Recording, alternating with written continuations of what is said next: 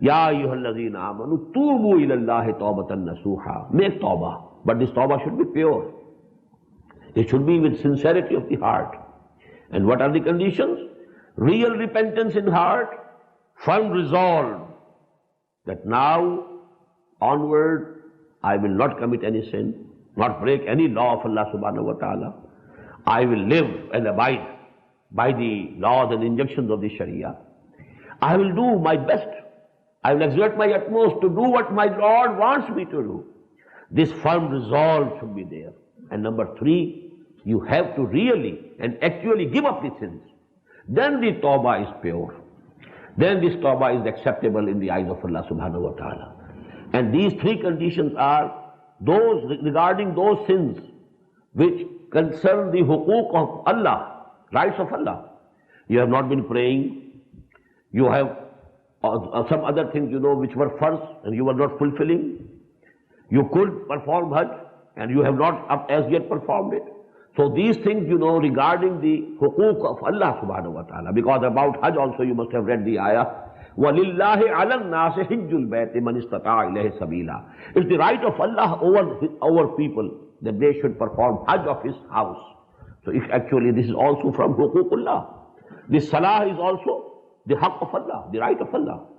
So about the huquq of Allah, rights of Allah, whatever shortcomings we have been committing, for those three conditions, if we fulfill, they are sufficient for the acceptability of that tawbah to Allah subhanahu wa ta'ala. But regarding the sins concerning huququl ibad, you have cheated someone of his money. You have, blamed him, and which is actually not the true blame. This is, some baseless blame.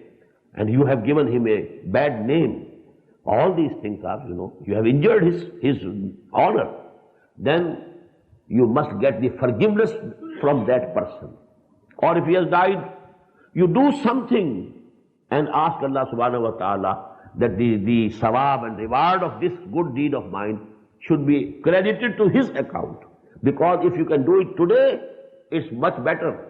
But on the day of judgment, as I told the hadith last evening, that the Prophet once asked the Muslims, Atadruna manil muflis? Do you know who is muflis, who is poor, who is penniless? The answer was from the companions of the Prophet, Al-muflisu indana man la dirhama lahu wa la dinara. O Messenger of Allah, we think a person to be muflis who doesn't have any dinar or dirham with him. The Prophet said, no, the muflis of my ummah will be a person who will come on the day of judgment with a very big amount of, prayers and psalm and hajj, many hajj he performed.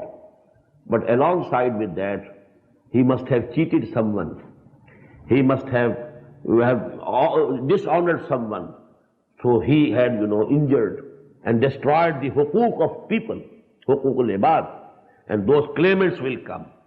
And to one of the claimants, all his prayers will be given. Take this away. This is the only currency here. Compensation can be done only through the good deeds that he has. To someone else, all his hajj will be given. All his psalms will be given. Nothing will be left with him. And still the claimants will be there.